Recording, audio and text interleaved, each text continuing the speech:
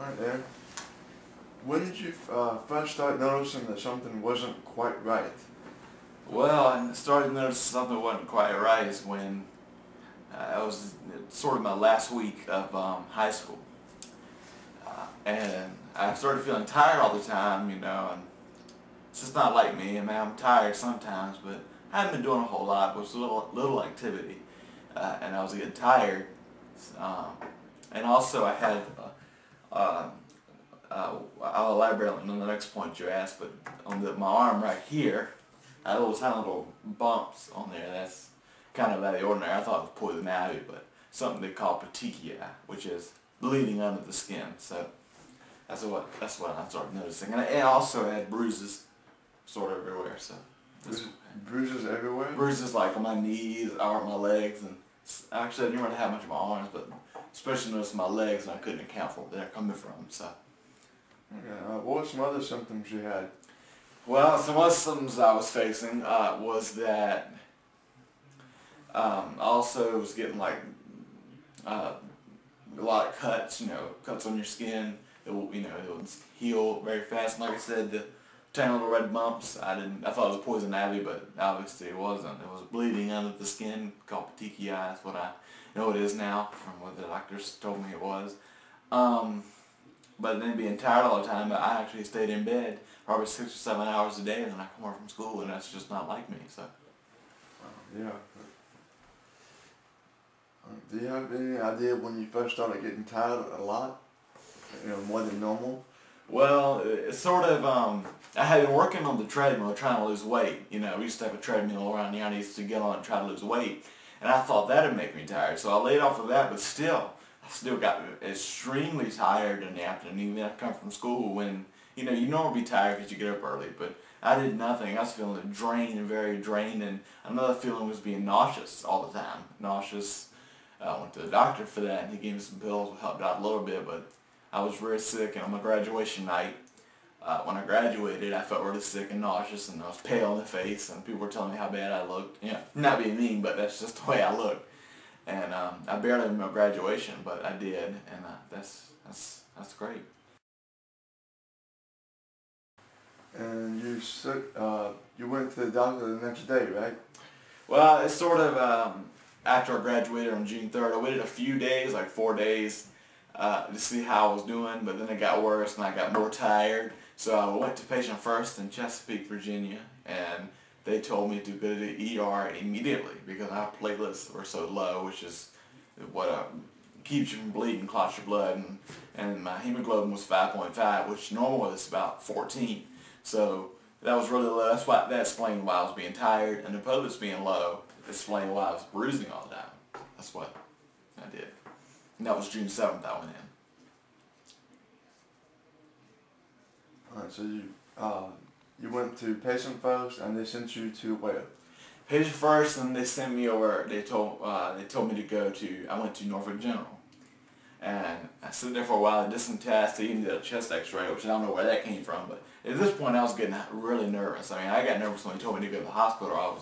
I jumped off the examining table and hugged my dad right away. It's like, oh my God, what's going on with me? The whole world was crashing down. I had no idea what was going on. But initially the doctor came in and said, we think it's blood cancer, which I thought was very rude because she didn't identify herself or nothing. She came in and said that and left. And of course that hit me kind of hard. I didn't really know what was going on at that point. And then after that they transferred me over to CHKD, which is next door to that hospital. Since I was 18 then, and given to be 19, they take you up to your 21. So I was able to go over there. That's good. When did the doctor tell you that you had cancer? Well, it was the morning, the doctor told me I had cancer. It was the morning of June 9th. And June 9th, he came in. It was early in the morning, 7:30 in the morning. That's when they change shifts, when they come in. And he said, he was talking about how I was sick and all, and then he said, you have a leukemia, AML, which is a very progressive kind that comes on quick like that, so that explained why it was happening so quick. Came on very quick, he said, and so they needed to start treatment very quick, likewise, because it was spreading. So they did that, and I started treating it on June 11th.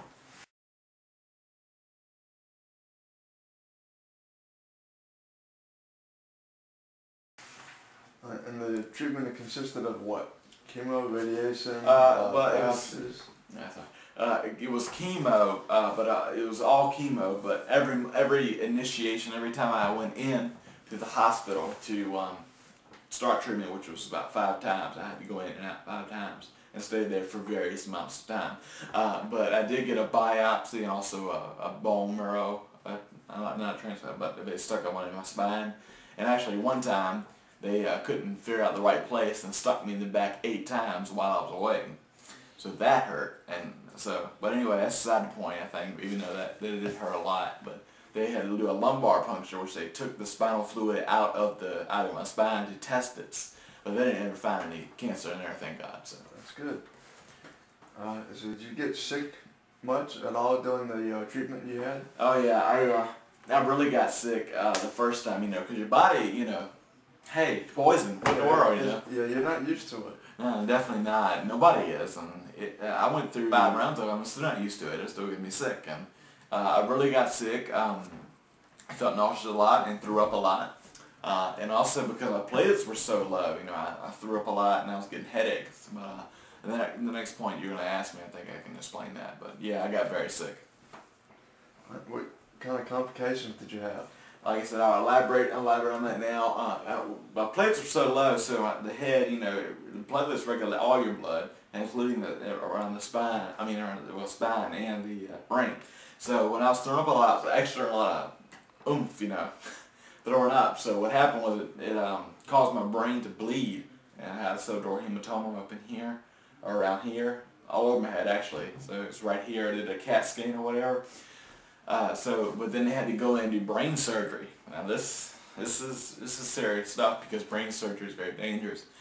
They went in, they put a tube in there and wrapped it around, sucked all of it out. And actually after the surgery, of course, I anything, but I had a thing sticking in my hand, which a line come out of my head after the surgery, and it was like a hole this big in my head. And then they cut a hole and 2 holes, one straight down here and a big hole in the back to put the thing in, put the line in. So it came out.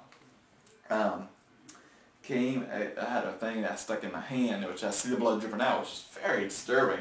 And also after that surgery, after the surgery, he came in a couple of days later, and he had to pull it out while I was awake, which hurt really bad. So, but going to the next complication I had a very high fever, 106.7, which is really high, and I didn't know if I was going to make it. They were afraid they were going to lose me then. So, but it was really high, and I was actually talking about snow in September. And I'm a weatherman, and that just doesn't happen. So, I was out of my mind. I didn't know what was going on. It was kind of scary, and they were afraid they were going to lose me. And I didn't know where I was. If I didn't know anybody, I was sort of almost brain dead, but not quite. So, it's easy to say that this was basically a nightmare. Oh yes, very much a nightmare. A nightmare that you were awake for. Yeah, a nightmare. A daymare. How long did each treatment last? You mentioned earlier that some treatments were longer than others, and you had to go in and out. They vary. They vary a little bit. But most of them, the treatment would last about anywhere from 5 to 7 days or whatever. The first one lasted 10 days, I think. Of course, I should remember that, but it's so terrible, some things escaped me. So, but 7 to 10 days, and it got progressively lighter. But the fact is, my numbers, it tore me down, it killed me inside. It took everything out of me, ripped me apart, and I had to wait for it to come back up. Basically, the only thing keeping me alive was breath and the heart. That's the only thing that was left. Everything else was out. So I had to wait for my AMC to come up and white blood cells, which fight against disease, because they couldn't fight against sickness, so they couldn't let me out of the hospital.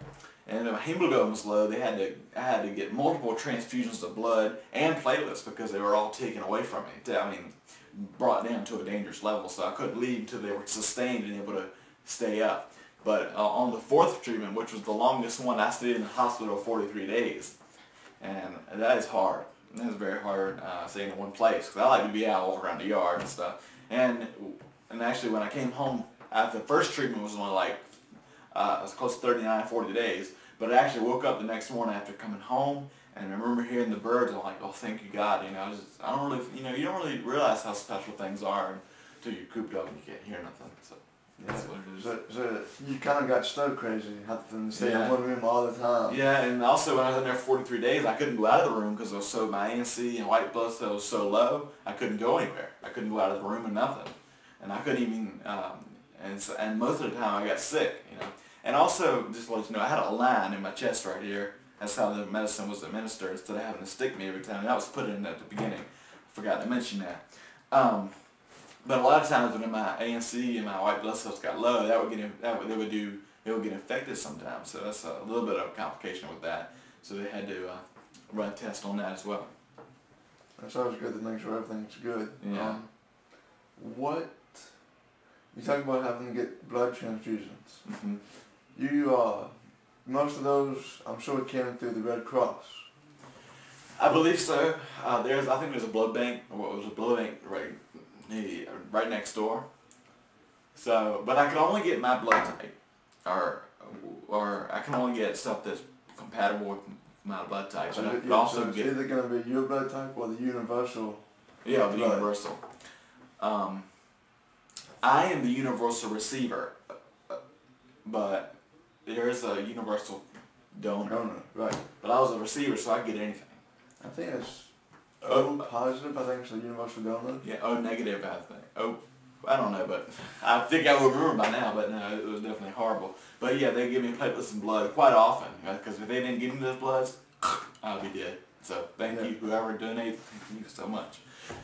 But because of the chemo, you can no longer give blood yourself, correct? No, I cannot. And well, just because of the disease, blood disease, any blood disease, no more. You cannot give blood anymore. So. No, because then it becomes unsafe for other people. Yeah.